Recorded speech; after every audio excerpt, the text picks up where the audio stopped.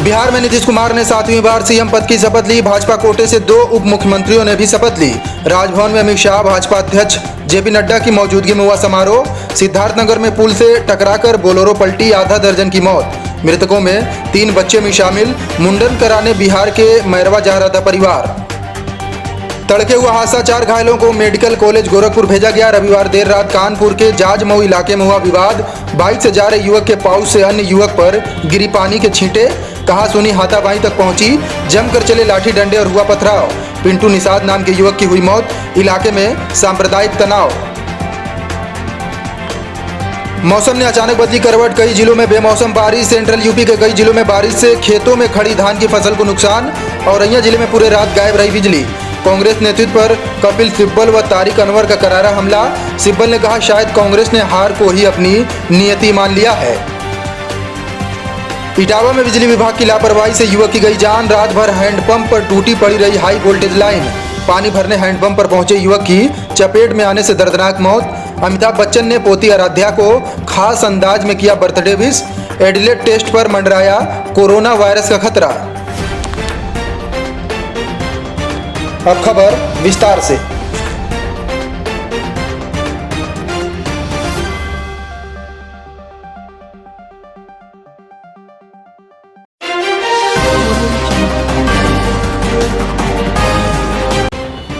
नीतीश कुमार ने आज राजभवन में 7वीं बार मुख्यमंत्री पद की शपथ ली। 1985 में पहली बार विधायक बने नीतीश कुमार। 1990 में केंद्र में कृषि राज्य मंत्री भी रहे। 6 बार सांसद चुने गए नीतीश ने वर्ष 2000 में बिहार में पहली बार मुख्यमंत्री पद की शपथ ली थी, लेकिन वे पहली बार 7वें दिन ही मुख्यमंत्री रह सके थे। उनके साथ ही चौथी बार भाजपा से विधायक निर्वाचित हुए तारकिशोर प्रसाद व बीजेपी कोटे से चौथी बार विधायक बनी रेणु देवी ने भी शपथ ली। माना जा रहा है कि इन्हें उप मुख्यमंत्री बनाया जाएगा। बिहार चुनाव में प्रचार से दूर रहे गृह मंत्री अमित शाह शपथ ग्रहण समारोह में शामिल हुए। उनके साथ पार्टी अध्यक्ष जेपी नड्डा भी रहे। वहीं दूसरी ओर राजद नेता तेजस्वी यादव शपथ ग्रहण समारोह में शामिल नहीं हुए। बताया जा रहा है कि वे चुनाव नतीजों के खिलाफ कानूनी लड़ाई लड़ने के लिए दिल्ली में विशेषज्ञों से सलाह मशवरा कर रहे हैं। इस वजह से महागठबंधन राजद, कांग्रेस, वाम दल ने भी शपथ ग्रहण समारोह का बायकॉट किया।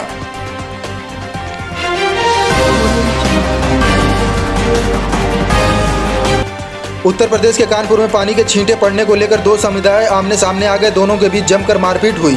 एक समुदाय की तरफ से कुछ लोगों ने पथराव किया। दूसरे समुदाय का एक युवक गंभीर रूप से घायल हो गया और उसकी मौत हो गई। इस घटना के बाद इलाके में तनाव हो गया। स्थिति को देखते हुए इलाके में भारी पुलिस फोर्स तैनात किया गया है।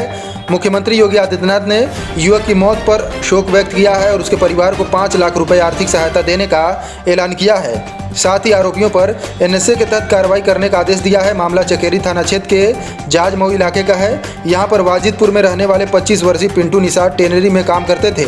रविवार रात को वो अपने बड़े भाई दीपक और दोस्त संदीप के साथ कहीं जा रहे थे। रास्ते में उन्होंने पानी का पाउच पीने के लिए खरीदा था।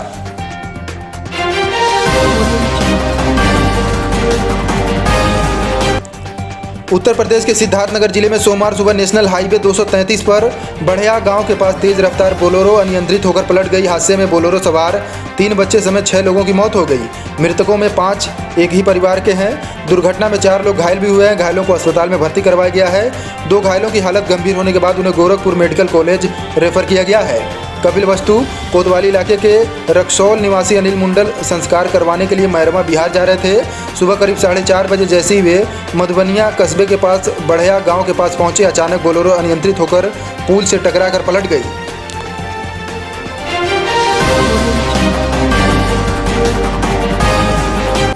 राजधानी लखनऊ, सेंट्रल यूपी के औरैया, इटावा, कन्नौज समेत यूपी के करीब 2 दर्जन जिलों में रविवार की रात अचानक मौसम बदल गया। तेज हवाओं के बीच गरज चमक के साथ बारिश हुई। अलीगढ़, नोएडा समेत कई जिलों में ओले भी गिरे। इससे अचानक तापमान का पारा गिर गया। लोगों को ठंड महसूस हुई। बारिश के बाद प्रदूषण भी कम हो गया है। औरैया जिले में इस दौरान कई क्षेत्रों में बिजली गुल रही। इसके चलते लोग परेशान हुए। वैसे तो ज़्यादातर किसानों ने धान की फसल काटकर उपज घर पहुँचा दिया था, लेकिन अभी भी तमाम किसान ऐसे हैं जिनकी उपज अभी भी खेतों में है। अचानक बरसात और तेज हवाओं की वजह से किसान धान की फसलें नहीं बचा सके। किसानों की फसलें कटकर खेत में ही पड़ी थी। एकाएक हुई बरसात के बाद धान की फसलों को बड़ा नुकसान हुआ है। इससे पहले मौसम विभाग ने उत्तर प्रदेश के आसपास के इलाकों में 15 और 16 नवंबर को बारिश होने का अलर्ट जारी किया था।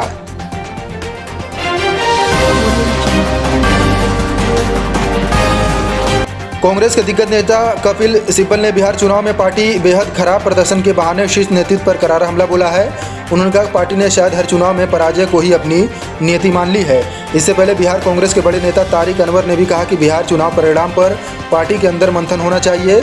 उधर आरजेडी के वरिष्ठ नेता शिवानंद तिवारी ने इशारे में कह दिया कि कांग्रेस देश भर में अपने गठबंधन सहयोगियों पर बोझ बनती जा रही है और उसकी वजह से हर जगह गठबंधन का खेल खराब हो रहा है। सिब्बल ने एक अंग्रेजी अखबार को दिए इंटरव्यू में कहा, बिहार चुनाव और उपचुनाव में हालिया प्रदर्शन पर कांग्रेस पार्टी के शीर्ष नेतृत्व के विचार अब तक सामने नहीं आए हैं। शायद उन्हें लगता हो कि सब ठीक है और इसे सामान्य घटना ही माना जाना चाहिए।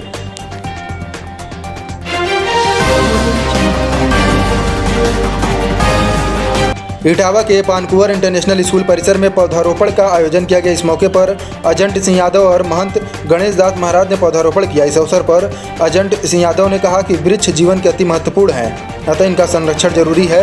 प्रबंधक कैलाश यादव ने कहा कि वृक्ष मानव के लिए जीवनदायक है, इनके संरक्षण से ही आने वाली पीढ़ियों को स्वस्थ जीवन मिल सकता है, अतः हम सभी को मिलकर इस दिशा में काम करना चाहिए। इस अवसर पर ADIOS मुकेश यादव, बिट्टू उर्फ Dharmvir, Suresh Chand Yadav, retired assistant commandant CRPF एवं राजीव यादव उपस्थित रहे।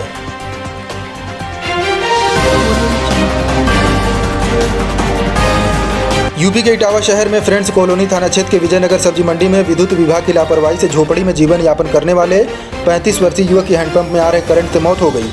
बताया जाता है कि देर रात मौसम खराब होने पर 11,000 वोल्टेज की लाइन टूटकर हैंडपंप पर गिर गई थी। रात भर लाइन चलती रही। सुबह युवक जैसे ही नल पर पानी भरने पहुंचा तभी हैंडपंप छूते ही जल गया और उसकी मौत हो गई।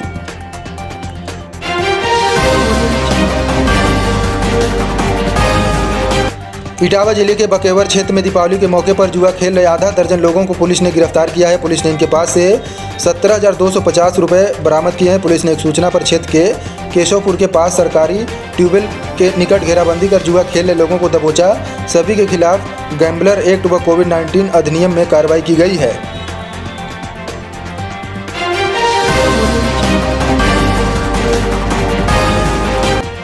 बॉलीवुड एक्ट्रेस ऐश्वर्या राय बच्चन और एक्टर अभिषेक बच्चन की बेटी आराध्या बच्चन का आज जन्मदिन है। वो 9 साल की हो गई हैं। साल 2011 में आराध्या का जन्म हुआ था। वक्त काफ़ी तेज़ी से बीत रहा है और बेबी आराध्या अब 9 साल की हो गई है। आराध्या के जन्मदिन पर बच्चन परिवार एक बड़ी पार्टी का आयोजन करता है, लेकिन कोरोना वायरस महामारी की वजह से इस बार कोई पार्टी नहीं होगी। हालांकि आराध्या के बर्थडे को खास बनाने के लिए बच्चन परिवार घर में ही सेलिब्रेट करेगा। अमिताभ बच्चन के इंस्टाग्राम पोस्ट में इसका सबूत है। अमिताभ बच्चन ने आराध्या को सोशल मीडिया पर बर्थडे विश किया है। उन्होंने आराध्या की टाइमलाइन की तस्वीरें शेयर की है, जिसमें उनके बढ़ते बचपन को दिखाया गया है। इसमें देखा जा सकता है कि आराध्या का ग्रोथ किस तरह से हुआ है।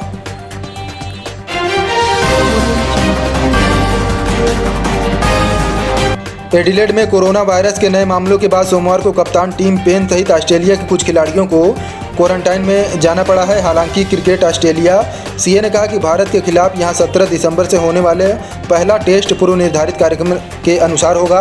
एडिलेड में कोरोना वायरस संक्रमण के कई मामलों के बाद पश्चिमी ऑस्ट्रेलिया, तस्मानिया और नॉर्दर्न टेरिटरी ने दक्षिण ऑस्ट्रेलिया के साथ अपनी सीमाओं को बंद कर दिया है। इसके अलावा और सोमवार दोपहर 11:59 से एडिलेड में आने वाले सभी लोगों के लिए 14 दिन का क्वारंटाइन लागू किया है।